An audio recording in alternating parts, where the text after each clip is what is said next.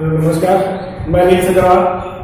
Day 3 में CBSE syllabus के अंदर है अपने और अपना फर्स्ट पार्ट चल रहा है इलेक्ट्रोस्टैटिक्स। इसमें हमें कुछ डेफिनेशंस वगैरह पढ़ने की बेसिक बातें। अब आगे इसके मुख्य टॉपिक्स पे आते हैं। मेन जो टॉपिक्स है उसमें सबसे पहले कूलॉम्स लॉ, काफी बातें इस पर बेस्ड है। कूलॉम्स लॉ, कूलॉम साइंटिस्ट का नाम है, इसके नाम पर कूलॉम्स लॉ है। It is given for two charges, one is a q1 and another is a q2, are placed at some distance r, when force between 2 point charges is always equal to the multiplication of charges and inversely proportional to the square of distance between the charges. It means the force between two charges q1 and q is directly proportional to q1 multiplied q2, equation first, and also force is inversely proportional to the square of distance between the particles, between the charges. By equation first and second, we can say F is directly proportional to q1 q2 upon r square, and F is equal to k q1 q2 upon r square. Here k is equal to 1 upon 4 by epsilon naught, and the value of k is always a constant 9 into 10 raised to power 9, and unit of k will be r square multiplied by Newton meter square upon coulomb square. Here epsilon naught, this value is a epsilon. It is called permittivity of vacuum.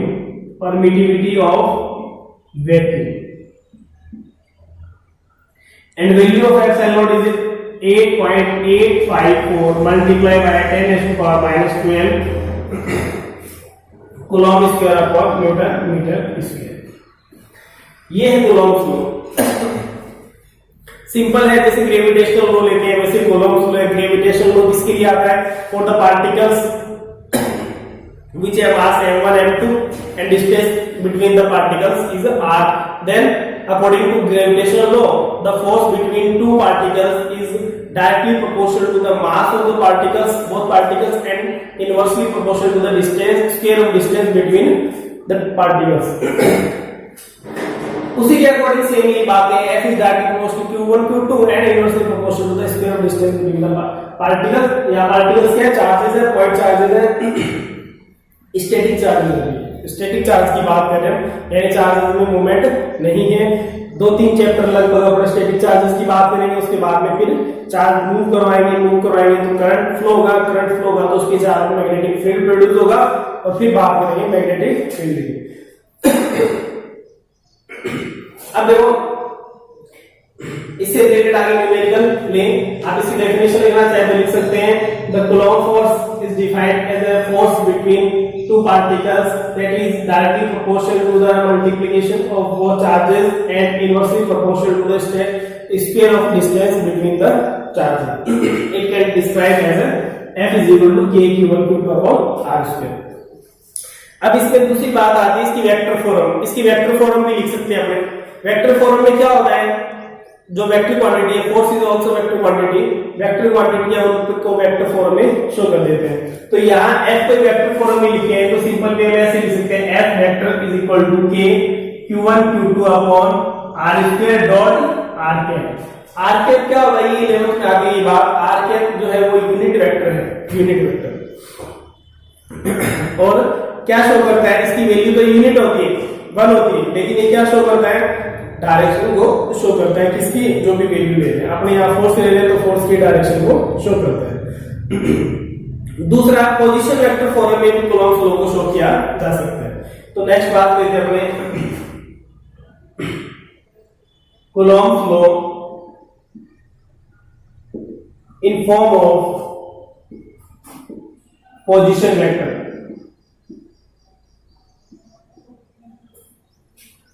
Position vector क्या होता है?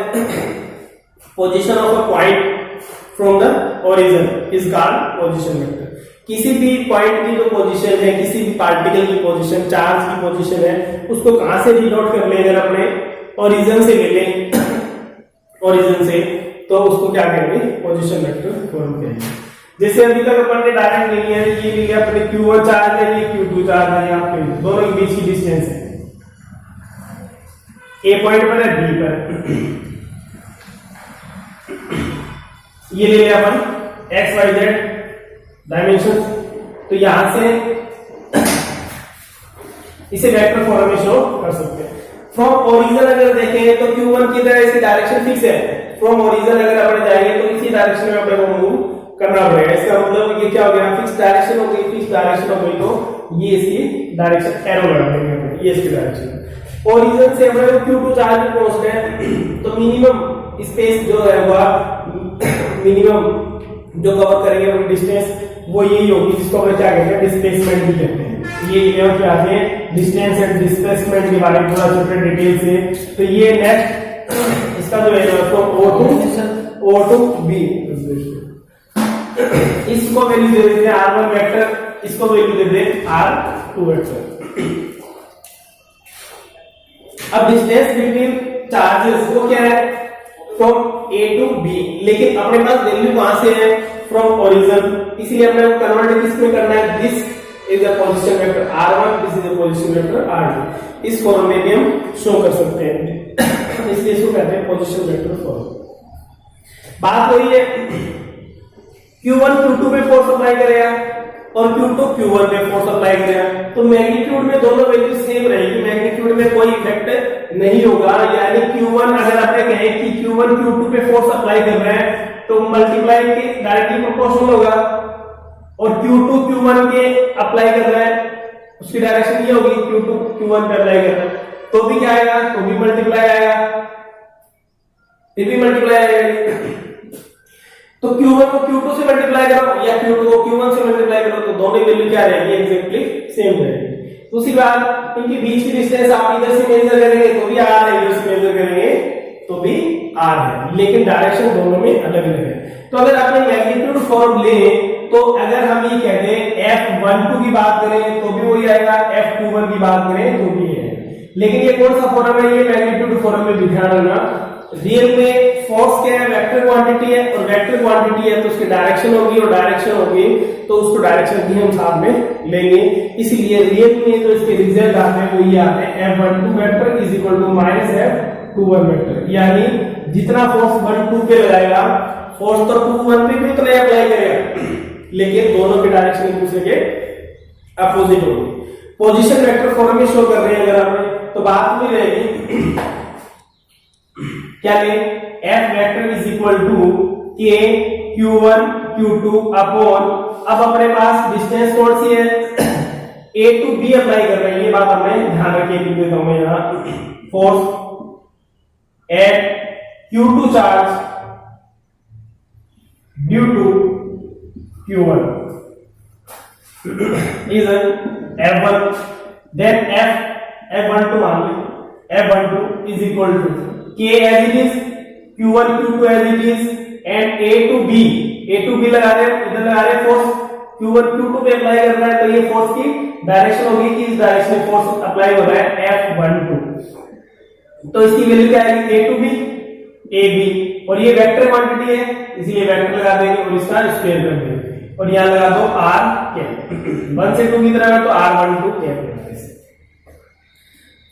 ये 1 2 हमने assume किया है, आप A भी लिख सकते हैं, यहाँ A से B की ओर जो फोर्स अप्लाई हो रहा है A भी लिखते हैं।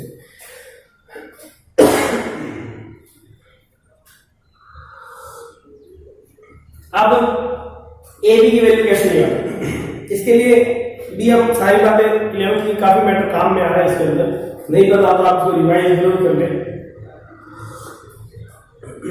11th में ट्रायंगल लो पढ़ते हैं, ट्रायंगल लो, तो उस ट्रायंगल लो का यूज करेंगे इसके अंदर। ट्रायंगल लो में क्या होता है, इस ट्रायंगल की दो साइड जो कंटिन्यूअस हो रहेगी डायरेक्शन में, तो उसकी जो थर्ड साइड है वो दोनों के सम की इक्वल हो जाएगी। तो by triangle law in OAB, by triangle law in triangle OAB क्या होगा, ये दोनों एक ही डायरेक्शन में अपोजिट है, तो O to A plus A to B is equal to O to B।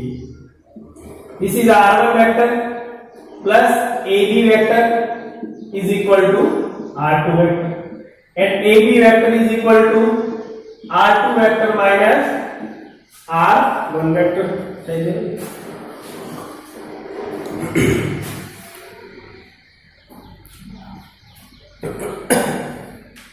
ये बी की वैल्यू आ गई, ए बी की वैल्यू आप पुट कर दे इसके अंदर, इसको मैं बिठा देता हूं इधर से।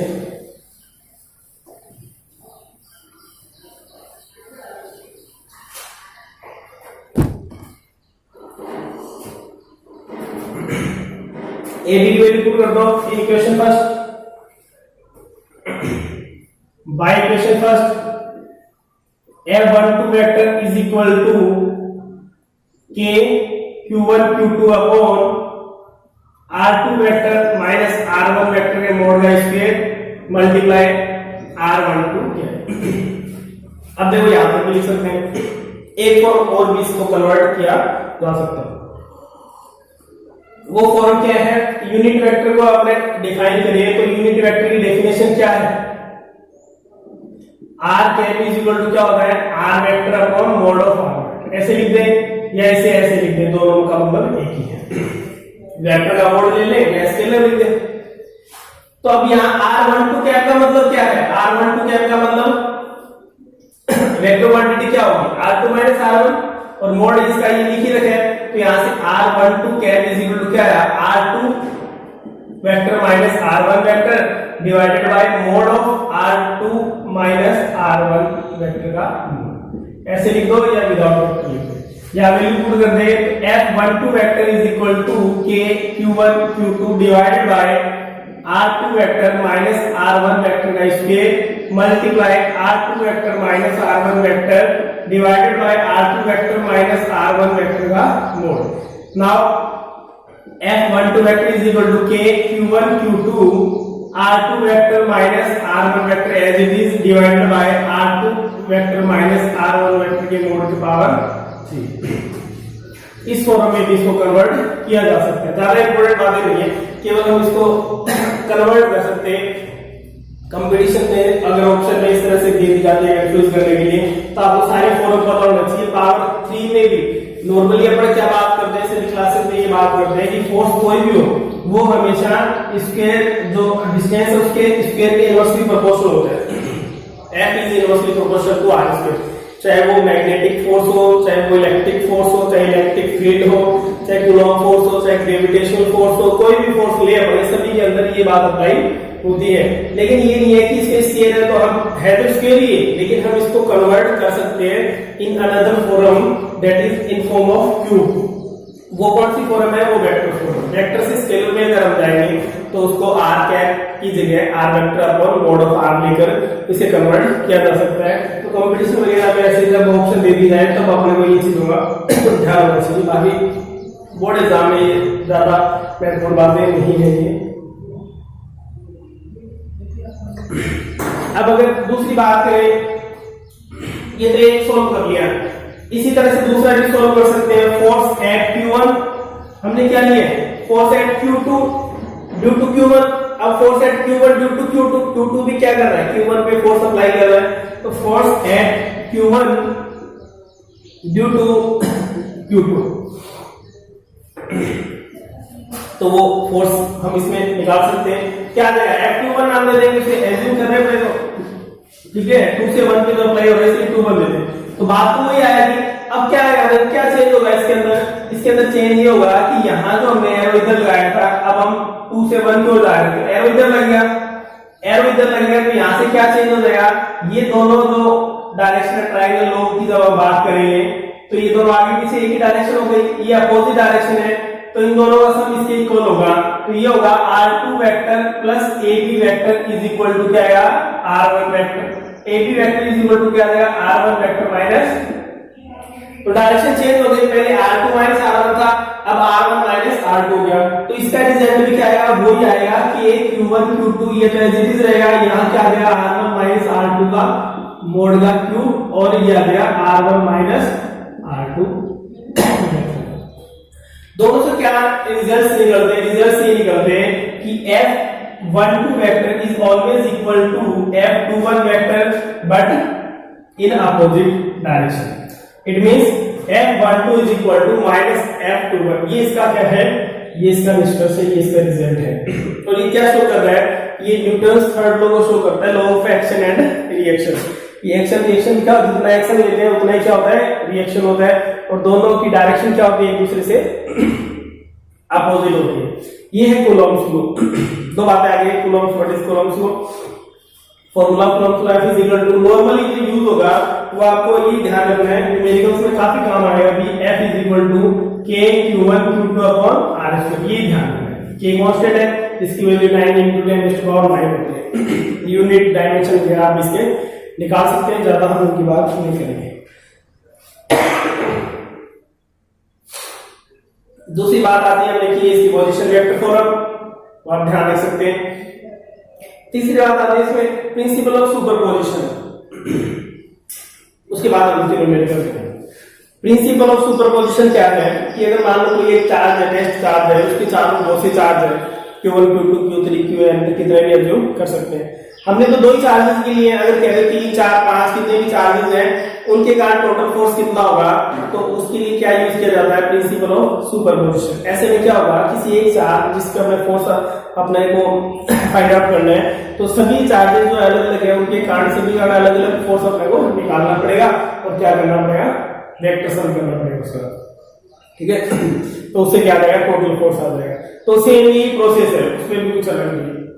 फिर उसके बाद आपने क्या करेंगे, इसमें न्यूमेरिकल्स करेंगे। फिर देखिए नेक्स्ट अपने पास प्रिंसिपल ऑफ सुपरपोजिशन, या ये कह सकते हैं total force at a charge due to another many charges. बहुत से चार्जेस हैं, उनके कारण किसी एक चार्ज पे टोटल फोर्स क्या होगा, उसके लिए प्रिंसिपल ऑफ सुपरपोजिशन भी कह सकते हैं। तो प्रिंसिपल ऑफ सुपरपोजिशन क्या है, ऐसे लिखा, the total force on a given charge is the vector sum of the individual force exerted on a given charge by the all charges. एक गिवन चार्जेस लिया हमने, कंसीडर कर लिया अपन, इसमें consider Q1 Q2 dot dot dot Qn charges are placed at distance r1 r2 rn from a test charge q0. So q0 is a test charge and distance from q0 of charge q1 is r1, distance of q2 charge from q0 is r2, इसी तरह से distance of Qn charge from Q0 is Rn। तो अब अपने को क्या करना है, टोटल फोर्स बताना है। तो Q1 भी Q0 पे फोर्स अप्लाई करना है, वो निकाल लेंगे। दो चार्जेस हो गए Q1 Q2 upon R square, इनके बीच की डिस्टेंस ले लेंगे। Q2 Q0 पे अप्लाई करना है, वो ले लेंगे। Qn Q0 पे अप्लाई करना है, जितने भी है सबको क्या कर देंगे, वेक्टर सम कर देंगे। तो यहां से ले डायग्राम मान लेते हैं, जैसे ये मान लो Q0 चार्ज है, यहां पे टोटल फोर्स फाइंड आउट करना है F। यहाँ Q1 चार्ज है, ये Q2 चार्ज है, इसी तरह कितने भी हो सकते हैं, ये Qn चार्ज है। इनके बीच की जो डिस्टेंस है 0 और 1 के बीच की, R10 कहते हैं, 0 और 2 के बीच की डिस्टेंस R20 कहते हैं, 0 और n के बीच की डिस्टेंस है Rn0 कहते हैं। मैं ये नॉर्मल फॉर्म ले रहा हूँ, स्केलर फॉर्म, अपने इसको वेक्टर फॉर्म भी ले सकते हैं, पोजीशन वेक्टर फॉर्म भी ले सकते हैं, जैसा चाहे वैसा आप इसको सोल्व कर सकते हैं। सब में कॉमन बात होगी, जैसे अगर पोजीशन वेक्टर की बात करें तो बना देता हूं, अपने आप इसी को सोल्व करेंगे, पहले सोल्व कर लेते हैं फिर बात करेंगे। पहले देखिए फोर्स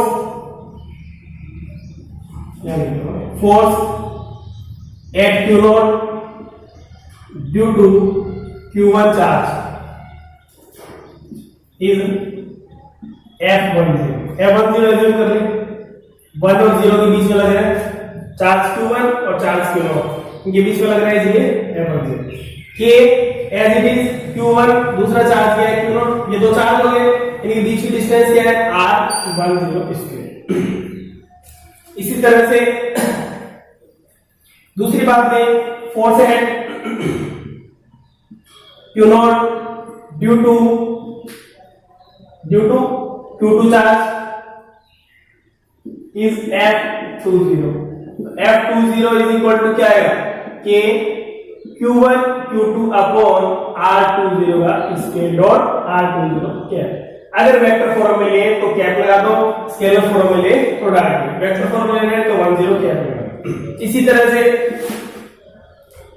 कितने चार n ले लिए हमने, n की भी सोल्व कर ले तो Fn0 vector is equal to K Q sorry ये हम लिख देंगे Q2 Q0 आएगा यहाँ, ये Qn Q0 और ये Rn0 स्क्वायर और n0 क्या है। अब अपने को क्या बताना है, टोटल फोर्स बताना है। टोटल फोर्स क्या आएगा according to superposition law, total force F is equal to F10 plus F20 plus dot dot dot Fn0, सबको ऐड कर दो तो फाइनल वैल्यू आ जाएगी। सबकी वैल्यू पुट कर दे K Q1 Q0 upon R10 square R10 क्या है plus K Q2 Q0 upon R20 square R20 क्या है प्लस n के लिए K Qn Q0 upon Rn0 square dot N0 क्या है। ऐसे भी छोड़ सकते हैं, थोड़ा सा सिंपलीफाई कर सकते हैं। जैसा हम देखते हैं इसके अंदर K सब में से कॉमन आ रहा है, कॉमन निकाल लो, Q0 सब में कॉमन आ रहा है, Q0 निकाल ले तो ऐसे लिख सकते हैं F vector is equal to K Q0 बाहर निकाल ले तो याद है Q1 upon R10 square R10 क्या है, Q2 upon R20 square R20 क्या है plus Q n upon Rn0 square Rn0 क्या है। अब इसको समेशन फॉर्म में सिग्मा फॉर्म में भी शो कर सकते हैं। सिमिलरिटी से देखें तो एक ही फॉर्म में व्यक्त कर सकते हैं। इसको K Q0 सिग्मा, देखो फर्स्ट स्टेप में Q1 है, Q2 है, Q3 है, Qn है। इसका मतलब वैल्यू कहां से चेंज हो रही है, 1 से शुरू हो रही है, कहां तक जा रही है, n तक जा रही है। इसको कुछ और एज्यूम कर लेते हैं, I is equal to 1 to n, तो यहाँ क्या लिखते हैं Qi, क्योंकि I का मान चेंज हुआ है। अब कौन बनेगा R10 R20 Rn0, 0 तो सभी में आ रहा है, इसमें 1 2 3 4 5 Rn, तो ये आ गया Ri0 और यहाँ क्या आ जाएगा Ri0 क्या है। ये आप इसे सिग्मा की फॉर्म इस तरह से व्यक्त कर सकते हैं। जैसे कि हमने जो वैल्यू सिमिलरिटी से चेंज हो रही है उनको कुछ एज्यूम कर लेते हैं। सिग्मा का मतलब है जोड़ करना, टोटल करना। जैसे 1 से 2 लिखा है तो इसका मतलब है 1 से शुरू होकर 2 तक स्टेप के सम है। ये 1 से 2 का मतलब हो गया यहां तक। 1 2 3 लिखा है तो ये केवल 3 है, 1 प्लस 2 प्लस 3, 1 to n लिखा है, इसका मतलब 1 स्टेप, 2 का स्टेप, 3 का स्टेप और n तक का जितने भी वैल्यूज है उन सब का स्टेप। इसलिए जो सिमिलरिटी से 1 2 3 कंटिन्यूस आ रहा है तो हमने इसको क्या यूज कर लिया I, और I की वैल्यू क्या लिखी, 1 से शुरू हो रही है, कहां तक जा रही है, n तक जा रही है। जो वैल्यू चेंज नहीं हो रही उसमें अपने को पुट नहीं करना है। सब में R0 है तो R0 एज इट इज आएगा, इसे 1 नोट है, इसमें 2 नोट है, इसमें 3 है, इसमें 4 है, 5 है, n नोट है, तो n चेंज हो रहा है कहां से 1 से n तक, तो यहां आ गया, इसको n एज्यूम कर लो। इस तरह से क्या कर सकते हैं, तो वीडियो अगर बहुत सारे स्टेप्स में है, अगर उसमें कुछ कॉमन चीजें हैं तो हम उसको सिग्मा की फॉर्म में शो कर सकते हैं, जिससे उसका फाइनल रिजल्ट आता है। अब अपने पोजीशन वेक्टर की बात कर रहे थे, पोजीशन वेक्टर की बात कर रहे थे, तो पोजीशन वेक्टर में क्या लेते हैं, पोजीशन वेक्टर जैसे हमने पहले बात की थी, कहां से लेते हैं, डिस्प्लेसमेंट फ्रॉम ओरिजिन, यानी पोजीशन फ्रॉम ओरिजिन। अब इसकी पोजीशन ले ले, इसको R0 नाम देते हैं, Q0 की तो पोजीशन, Q1 की ले ले, इसको क्या नाम देते हैं, R1। अब देखो यहां से देखें तो इसकी डायरेक्शन हो गई R1 की, इसकी हो गई R0 की। अब अपना क्या बताना है, ये A मान लो, इसको B मान लो, A to B बताना है। जैसे पहले इसको किया था वही आ जाएगा ना, A से B की तरफ जो लग रहा है फोर्स, या Q1 Q0 पे फोर्स लगा रहा है, तो इसकी डायरेक्शन ये हो गई, तो क्या आ जाएगा R1 माइनस R0। जब आप इसके लिए लेंगे तो आप Q1 को छोड़ दें, क्योंकि एक बार में एक ही चार्ज का फोर्स अपने को दूसरे पे अप्लाई करना है, तो दो चार्जेस के लिए जब ये सोल्व हो गया तो अब इसका काम खत्म। अब इसको सोल्व कर रहे हैं, Q0 और Q2। अब Q2 अप्लाई करना है Q नोड पे, तो इसकी डायरेक्शन इधर होगी और ये पोजीशन वेक्टर की डायरेक्शन हमें दिखाई दे रही है, ये होगी इसकी डायरेक्शन। तो क्या रहेगा, इसकी जो वैल्यू है वो क्या मान ली, 2 की है तो R2 मान ले, R2 है तो क्या रहेगा R2 माइनस R0 वेक्टर याद है, n के लिए लेंगे तो Rn माइनस R0, तो वही बात इसके लिए भी अप्लाई हो जाएगी, वही जो पोजीशन वेक्टर फॉर्म थी उसमें भी शो कर सकते हैं, ज्यादा करने की इसकी कोई आवश्यकता नहीं है। क्वेश्चन ये डेरिवेशन जो है वो ज्यादा नहीं पूछे जाते हैं, न्यूमेरिकल इसके बहुत इंपॉर्टेंट है। तो नेक्स्ट क्लास में हम इसके न्यूमेरिकल करेंगे, न्यूमेरिकल्स फ्रॉम कॉलम्स में, नेक्स्ट क्लास हमें ये रहेगी, इसमें हम इसके न्यूमेरिकल की बात करेंगे। उसमें आपको एक ही बात ध्यान रखनी है, F is equal to K Q1 Q2 divided by R², ये बात आपको इसमें ध्यान रखनी है और ये बहुत ही महत्वपूर्ण बात है। इससे ही हम न्यूमेरिकल करेंगे, फिर उसके बाद इलेक्ट्रिक फील्ड का टॉपिक शुरू होगा, वो करेंगे। आप इनको देख के साथ साथ नोट्स बनाते रहे और बाकी मैं इसके फर्स्ट पार्ट के जो नोट्स है वो लगभग आधे से ज्यादा कंप्लीट हो गए, मैं बना रहा हूँ, फिर वो एक फोटोकॉपी दुकान पे आप प्रोवाइड करवा दी जाएगी। जिसको भी चाहिए हो वो मैं नीचे वीडियो में नंबर डाल देता हूँ, अब आप उनसे कॉन्टेक्ट करके मंगवा सकते हैं, वो बाय पोस्ट आपके घर पर और जो भेज देंगे, केवल फोटोकॉपी के जो चार्जेस है नॉर्मल, और बाय पोस्ट जो पोस्ट चार्जेस है वो ही आपसे उसके अंदर लेंगे, कोई ज्यादा बहुत बड़े खर्चे नहीं होंगे उसके अंदर, नॉर्मल चार्जेस पर ही आपको वो जो शॉप वाले हैं वो आपको प्रोवाइड करवा देंगे आपके होम एड्रेस पे। बाकी जो फर्स्ट पार्ट है उसके लिए मैं एक बात और बता दूं आपको, वो कॉमन है, मीडियम का उस पर कोई ज्यादा इफेक्ट नहीं पड़ता है क्योंकि थ्योरी नहीं है इसके अंदर। जैसा हम कर रहे हैं, हम अपने हिंदी मीडियम की जो क्लासेस है उनको आप पढ़ेंगे तो भी एज इट इज ऐसे ही चलेंगे उसके अंदर भी। इसलिए फर्स्ट पार्ट खासकर फिजिक्स का जो फर्स्ट पार्ट है, सेकेंड पार्ट में भी 50% ऐसे ही है, मीडियम का कोई ज्यादा रोल नहीं है उसके अंदर। बाकी तो ज्यादा दिक्कत रहे तो आपको नोट्स जो है वो आपको अवेलेबल हो जाएंगे, अभी समय लगेगा 15-20 दिन, लगभग 1 तारीख के बाद आपको वो मिल पाएंगे।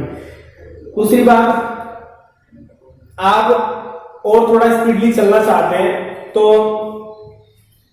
आरबीसी इसी लिंक पर, इसी जो अपना चैनल है इसी पर राजस्थान बोर्ड के सिलेबस के अनुसार सीबीएसई का और राजस्थान बोर्ड का सिलेबस सेम है, बस इतना ही है कि वहाँ इंग्लिश मीडियम में, अपने पास राजस्थान बोर्ड में हिंदी मीडियम में, तो वो सारी क्लासेस अपलोड हो रही हैं। और उसके अंदर मैं आपको बता दूं कि सीबीएसई के अकॉर्डिंग देखें तो चैप्टर फर्स्ट कंप्लीट हो गया है, चैप्टर सेकंड भी कंप्लीट हो गया है, चैप्टर थर्ड भी कंप्लीट हो गया है सीबीएसई का, और चैप्टर 4 चल रहा है उसके अंदर, और उसके अंदर क्लासेस हो गई है 64, और आज उसके अंदर 65 जो क्लास है वो अपलोड हो रही है, 65 क्लासेस हो गई है। तो आप उनको देखकर और इजी वे में, सारा डेरिवेशन कैलकुलेशन पोर्शन है तो इजी वे में आप समझ सकते हैं, और नोट्स आप मंगवा लें, 15-20 दिन बाद जब ये तैयार हो जाएंगे तब मैं दे दूंगा, तो आपको पूरा हार्ड कॉपी जो complete notes as a book आपको मिल जाएगी, तो किसी भी बुक की भी आपको जरूरत नहीं रहेगी। उसमें सारे एग्जांपल्स वगैरह, क्वेश्चन, न्यूमेरिकल्स वगैरह सब मेंशन कर दिए गए हैं, यानी अप टू डेट बिल्कुल सीबीएसई पैटर्न के अकॉर्डिंग जैसे क्वेश्चन एग्जाम में आते हैं उसके according syllabus to syllabus, point to point सारी बातें उसके अंदर दे रखी है। तो आप अगर हिंदी मीडियम वाली देखेंगे तो भी ज्यादा आपको इजी वे में समझ में आ जाएगा, कोई दिक्कत नहीं है। फिर भी मैं इनको भी बीच पे डालता रहूंगा, इतना टाइम नहीं मिल पाता है इसलिए थोड़ा कम हो पाएंगी क्लासेस, लेकिन फिर भी कोशिश ये करेंगे डालते रहे। बाकी आप हिंदी मीडियम के अकॉर्डिंग भी देख लें तो डेरिवेशन पोर्शन में कोई किसी तरह की दिक्कत नहीं है। 15-20 दिन के बाद में नोट्स जो मैं आपको बता रहा हूँ वो आपको अवेलेबल हो जाएंगे, तो वो आप अपने स्तर पर जिसको मंगवाना है वो मंगवा सकते हैं और क्लासेस देख के आगे से आगे समझ सकते हैं। जैसे सीबीएसई करती रहेगी उनको भी आप देखते रहे, एग्जाम्पल्स वगैरह पढ़ते रहे। बाकी की बातें जो नेक्स्ट क्लास में करेंगे। Thank you.